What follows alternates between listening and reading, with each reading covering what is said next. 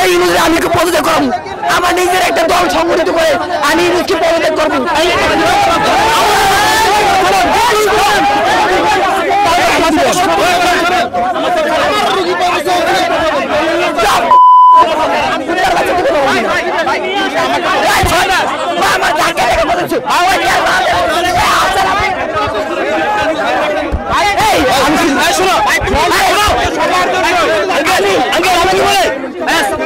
আমি নিজের পদত্যাগ আমি পদত্যাগ করাবো।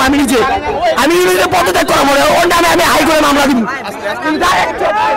ওই ইউনুসকে আমি পদত্যাগ করাবো।